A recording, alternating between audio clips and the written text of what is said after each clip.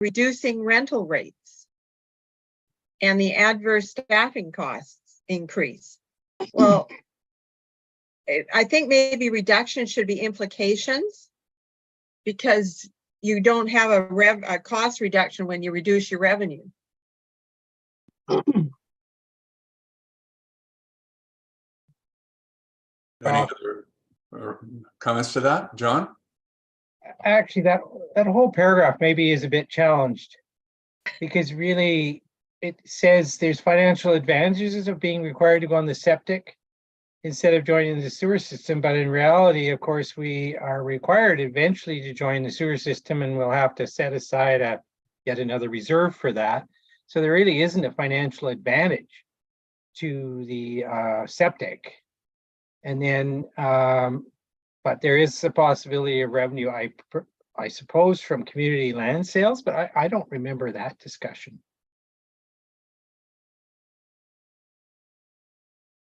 So what are other people's recollection of that paragraph, now that I look at it? Maybe it's cost, maybe it should say committee members discuss the cost challenges occurring by reducing rental rates and the adverse staffing costs increase, and then the financial implications of being required to go on septic instead of joining the sewer system.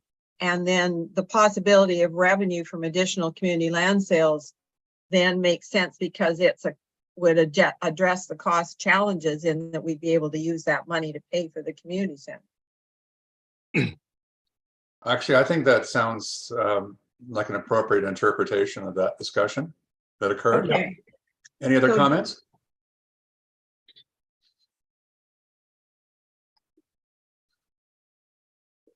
Being none. Steph, are you okay with the amendment? Got it. I'll pop it in the chat. I'll send you a notice. You're changing reductions to challenges and advantages to implications. Yeah. I think that, and that, yeah. Okay. Yeah, sorry, I don't know why that's so crazy. Maybe just to keep you on your toes. I'll move adoption of the minutes as amended. Second. Okay, thank you, Andrew. All in favor? Thank you. Aye. Liam, you had your hand up. Was that part as it relates to that item? No, Chair, it relates to actually the approval of the agenda. I was remiss at asking if we could defer the capital project update that I usually do, just for expediency of the meeting. Appreciate that. Fine with me. I think everybody's satisfied with that. So we'll approve. I guess we'll sort of reapprove the agenda as amended. We can just defer that when we get to it. That's true. Good point. We'll just do that. And in the case of the adoption of the previous minutes, now that we have amended those, we'll look at the minutes of the FAC meeting held March 13th, 2023, as amended, be adopted. Aye. Allison, Joyce, any other points? All in favor? Aye. Thank you. Let's move on. Okay. Public comments? I don't think there's anything. Steph? Nope. Okay, we'll move on to updates 4.1, which is what we just discussed, and it's been recommended that that point be deferred. So we will move past that point then. Thank you, and we'll defer that particular item. We'll now move on to new business 5 and 5.1 is draft audited financial statements, which is really the bulk of this open meeting. Copy of which has been provided in your package. And Kristen, I'll turn it over to you. You're shown as presenting on that point. Okay, thank you, Chair. I did a quick little slide presentation just so that we can focus the attention on the section of the financial statements that we're discussing at any one moment. So I will take a moment to share that with you. Thank you.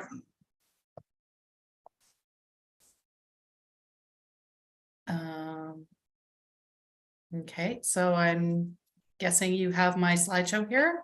Yes. Yep. Okay. There we go. Still have it? Yep. Yep. Okay, Wonderful. Okay.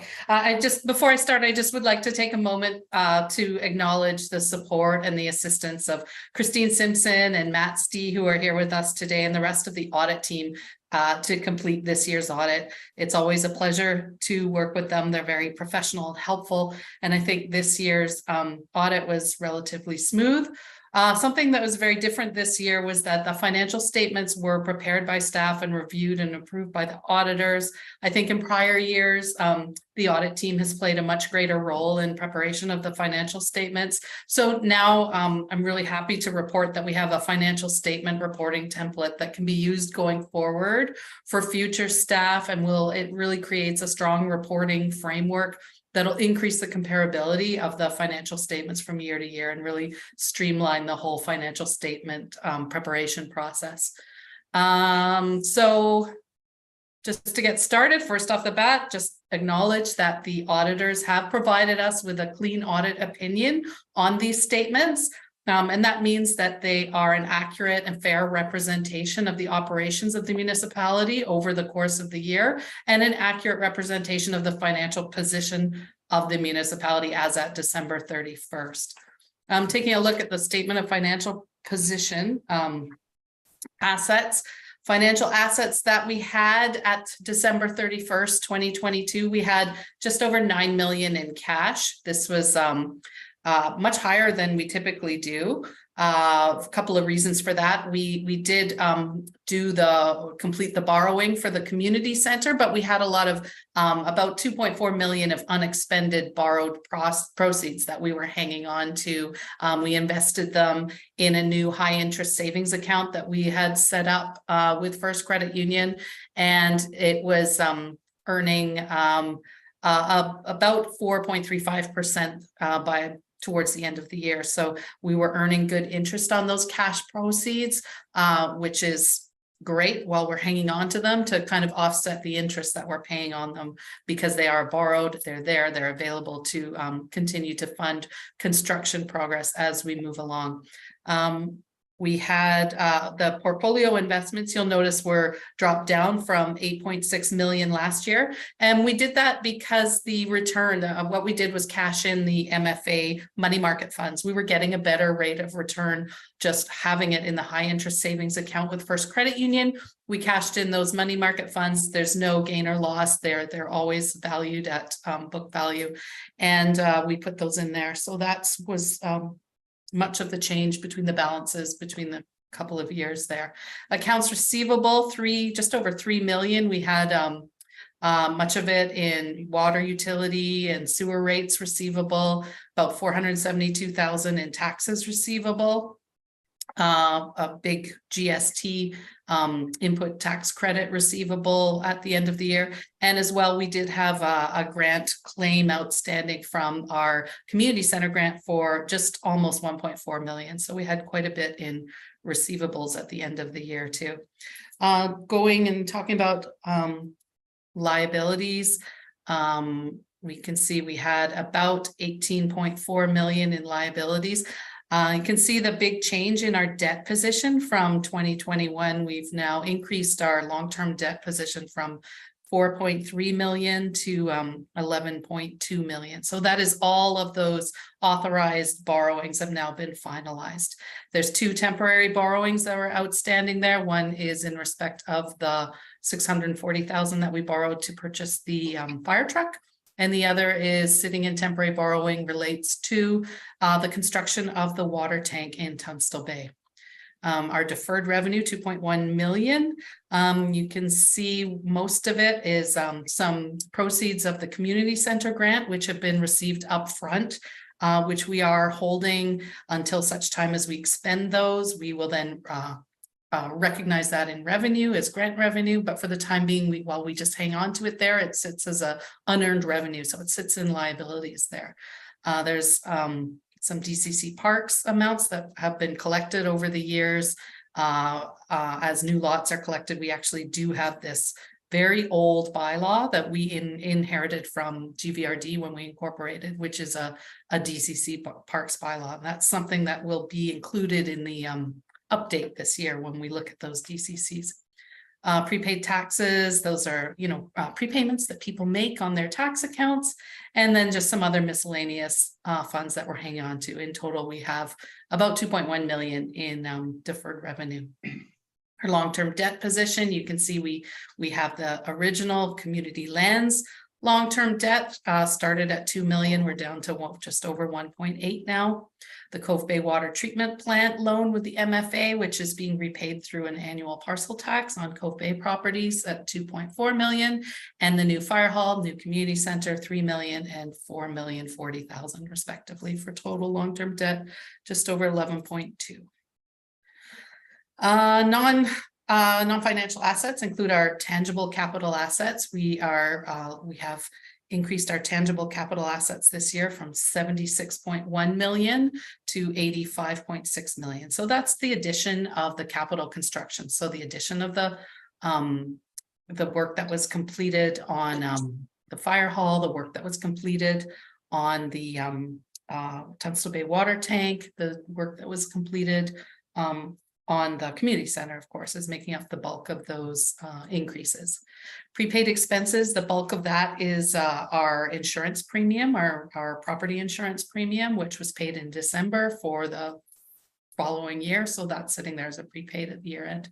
So overall accumulated surplus of 85.6 million. And we have a note that we will talk about that in just 1 minute. I just wanted to take a little moment to talk about our tangible capital assets. The biggest by far was the additions in the assets under construction. So all in all, we added $7 million to our capital construction. So again, that was completion of the fire hall, building of the water tank, also the work that took place at the sewer treatment plant. There was $1.6 million there. There was work at the to reconfigure the Cove Bay water treatment plant, another $350,000 spent there, as well as the Tunstall Bay water tank, which we spent about $700,000 on. So that's by far the biggest addition. Another significant addition this year, of course, came in the equipment. We added the fire truck, which was $640,000. That was the bulk of it. Most of the rest of it comes from smaller equipment. There's additions in furniture, additions in computer and IT, and then as well in all of the water systems. There's typically pumps, equipment, smaller additions in those systems there. We did an adjustment this year for deemed disposal. So what we've done is ensure that we're not carrying fully depreciated equipment in our asset value anymore. So we really spent a lot of time to go through and ground truth our asset registers to our GLs, and we made a big entry to write off all of those equipments that we have been carrying on at zero value over the books. We don't typically track those smaller types of hand tools and, like computer equipment. We will do a deemed disposition for a percentage of those each year going forward. So this was kind of 1 year where we needed to just do a big adjustment, clean it up, and we'll make sure that we have nice clean asset registers going forward for our equipment and things like that. Also, as part. Sorry, may I interrupt briefly? Can you do Yeah. a full screen of your statements instead of the sidebar? It's hard to see the numbers. Oh, I wonder if I can. Let me try that. So it shows full screen on mine. And on this one, it's showing. Do you have the financial statements, Councillor Getty? Because I could tell you what page that's on. Yeah, mine's showing up as a full page too, and then the next slide shows up as a small one on the right side. Oh, yeah, so it's the presenter view. Oh, I see. Yeah, if you swap screens, are you able to? I don't know. move? Let's see.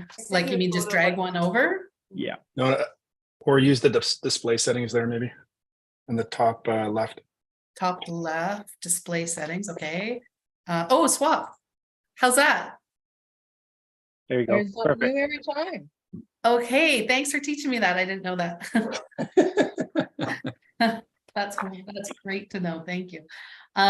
Transfers. Over the years, we have had some assets that were capitalized in the wrong fund. So perhaps we had some general fund assets that were capitalized to water funds, and so we did a real deep dive on our like I said, our asset registers, and did a lot of cleanup. So that is and that's one of the reasons why you see a little bit of a transfer, say, from water infrastructure into sewer infrastructure. So they don't have any impact on the statements, but they were just 1-year adjustments that have been done to correct the asset registers year to date. So that was another piece of work that has been completed. Again, just improving the reliability of the financial statements going forward. Yeah. Good. Our accumulated surplus note 7 in the financial statements. We're doing a little bit more breaking down of our different surpluses. At the end of 2022, we do have a large increase in the unappropriated surplus. 2.4 million of that change is related to the unexpended proceeds of debt. So as those funds are spent on the construction of the community center, that will come right out of unappropriated surplus and go right into the equity investment in tangible capital assets. So it's not all cash that's available to spend on construction of other assets. A lot of it is really earmarked and designated for that project. The water utilities surplus, there's a big change last year. There was about 608,000 in surplus. And this year there's 1.2 million. The big part of that is a result from a contribution that was made to Cove Bay Water from the Grafton Lakes developer. There was a big contribution that was made in order to fund that portion of the water treatment plant, which related to the servicing of those sites, that development. So we received that this year, and it just went into Cove Bay surplus. The sewer utility surplus, you see it's sitting quite high. It was 51,000 at the end of last year. This year it's showing 460. It's actually, the truth of the matter is it's actually zero. 100% of that $460,000 is earmarked and required to complete that water treatment plant upgrade. So although it's showing there as unspent at the end of the year, there is a note in the financial statements which talks about the commitments, and it does indicate that there is likely about $570,000 more to be spent on sewer. So what we see in that sewer, take it with a grain of salt. It is actually not available to be used for anything in the 2023 fiscal year. Library surplus is approximately 46,000. And we have 4.5 million in statutory reserve funds. Those are our reserve funds that are held by bylaw. And a little bit, I'm just going to skip ahead a little bit, just to give you a little breakdown of what those reserve funds include. Our general funds are things like the fire protection fund, or our roads and infrastructure, capital renewal and replacement. We started the year with just over 3.7 million in statutory reserve funds, general fund, and at the end of the year we have 2.7 million. So the bulk of that change, of course, was withdrawing $1 million from the capital renewal and replacement fund, which was used to fund that sewer treatment, wastewater treatment plant upgrade. So that is the bulk of the change. You can see the contributions that we made over the course of the year, and you can see the withdrawals that we made in order to fund our capital projects. Now, you do see negative investment returns. We have two different investments held at the MFA, the Municipal Finance Authority. One was the money market funds, which we did cash in.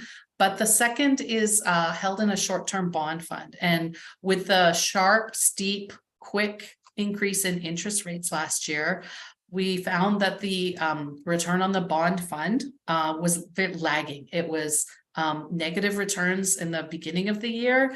And as the investments matured, as they were replaced with higher yielding investments, we saw the investment return in the bond fund start to pick up. We expect that pattern to continue throughout this year. So we did discuss it at the Finance Advisory Committee, multiple times last year, just making sure that our strategy, which was to sit on the funds and hold them and wait for them to eventually recover, was we think the right choice.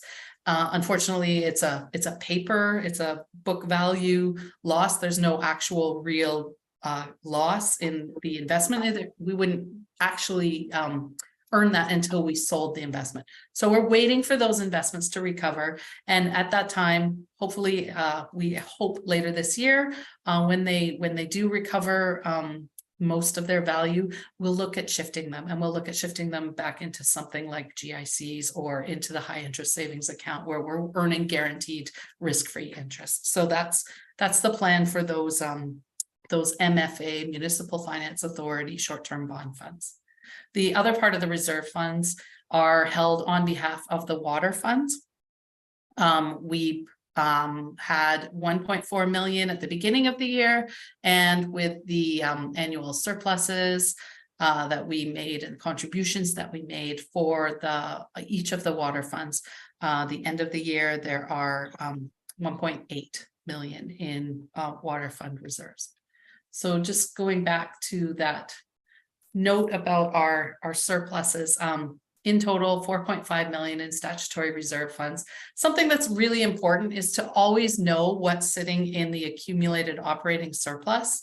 The beginning of the year we had 1.5 million. This is our general fund unappropriated operating surplus. It's kind of like our emergency fund. If we need funding for one-time non-recurring items, we'll look to fund it from accumulated operating surplus. So the beginning of the year we had 1.5 million.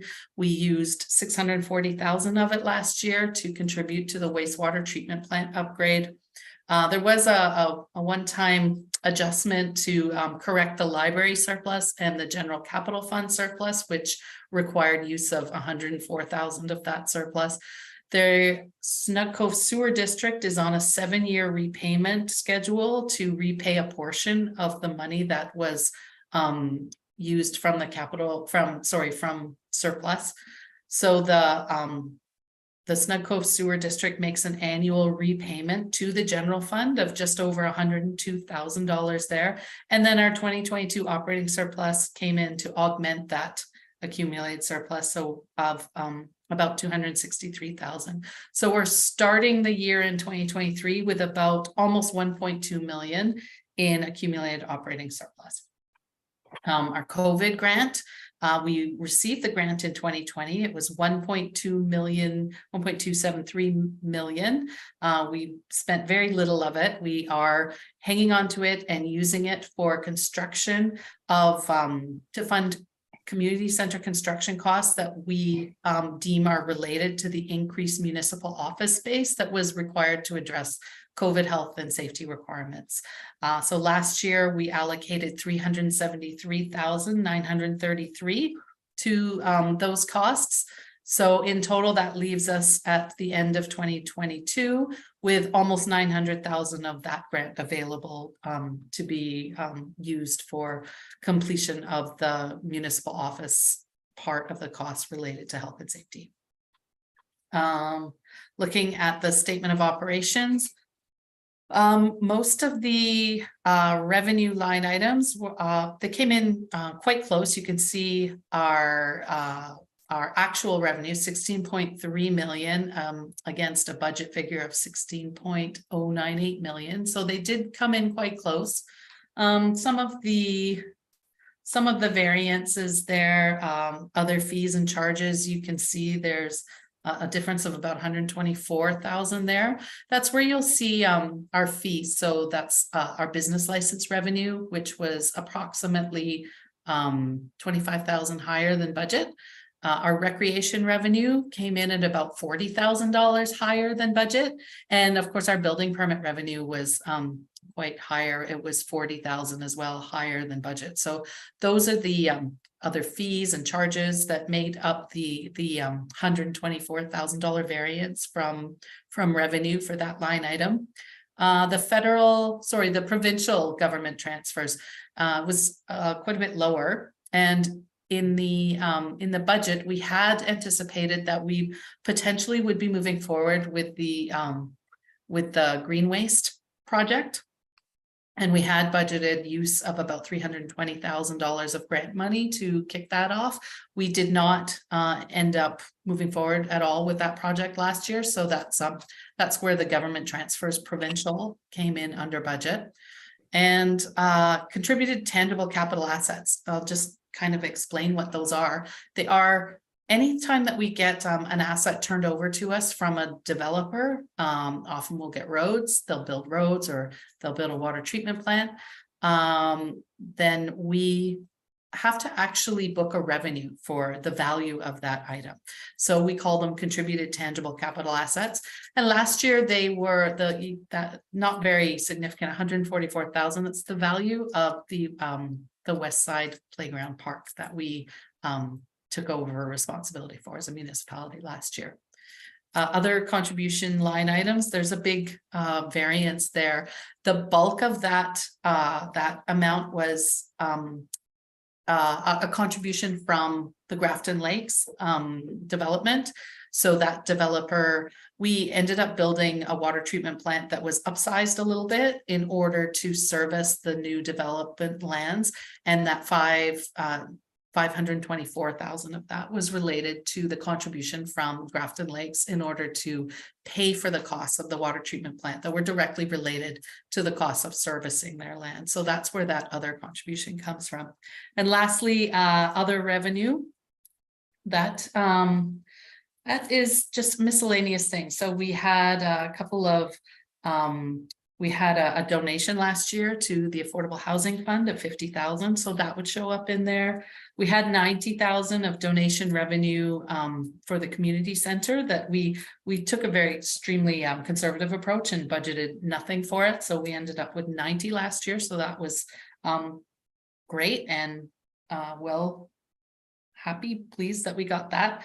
And lastly was the tax penalties. So people who did not pay their taxes on time, I'm always very conservative with that figure, hoping that people are going to pay on time, but we ended up earning $40,000 additional revenue that we hadn't counted on from that. So overall, there's about $200,000 of other revenue that we hadn't counted on that we ended up earning last year. On the expenses side, again, expenses came in quite close to budget figure of 11.5 and actual was 11.2.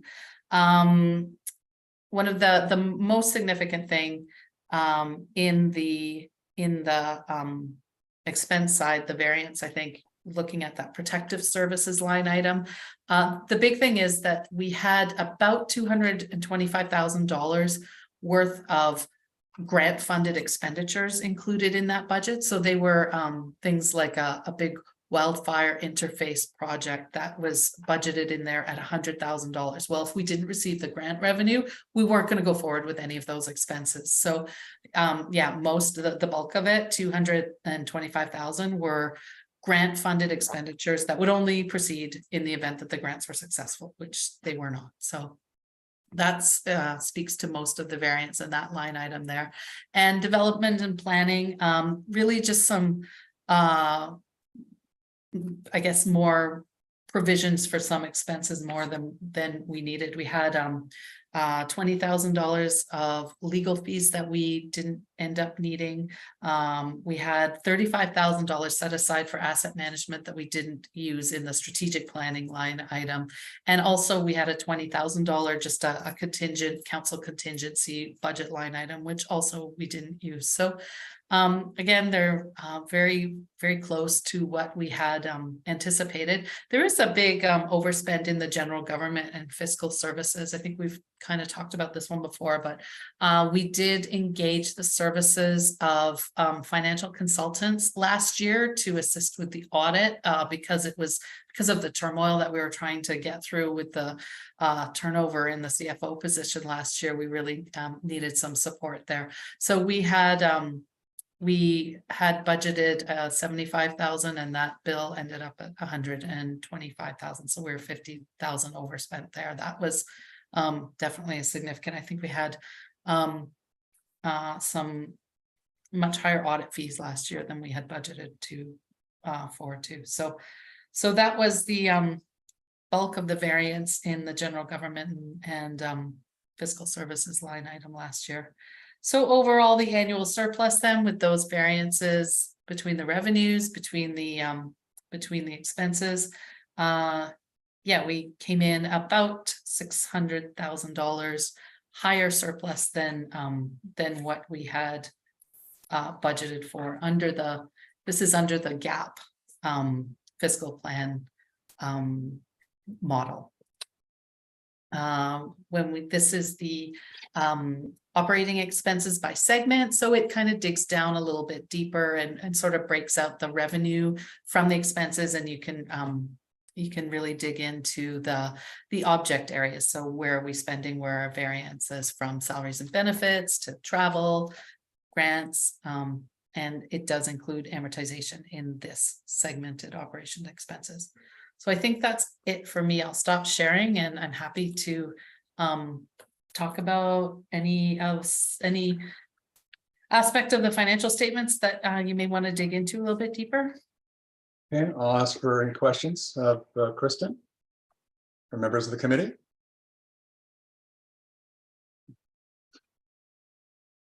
Not see anything. Actually, I thought that was a very good presentation, and I think it addressed a lot of the points that may have been raised as questions overall. Christine, is there anything that you'd want to add to from your perspective as it relates to the presentation of the statements itself, or from regards to your odd statement? No, I did a great job of walking through all the variances. So I can barely hear you. I'm sorry. I think she did a great job of presenting. And please let me know if you can't hear me. I've had a lot of trouble with Zoom lately, so I apologize. It's okay. Anyway. And through Teams instead, but that didn't work. Okay. So I don't have anything to add to it. I think matters are satisfactorily explained. It's one of those things where a good outcome, I think, in terms of the position for the year. And I think everybody should be very happy. And I'd also want to, from my perspective, from what I understand, recognize Kristen and her team and the work that was completed and the quality of work. So I just want to mention that as well. So any other comments? Okay, well, I'm hearing none. We have a recommendation from the committee that the FAC recommend that council approve the audited 2022 financial statements as presented at its May 8th, 2023 meeting. Actually, I'll ask for a mover and seconder, please. Judy, Joyce, thank you. Any other questions or comments? Seeing none, all in favor? Aye. Thank you. That resolution is passed.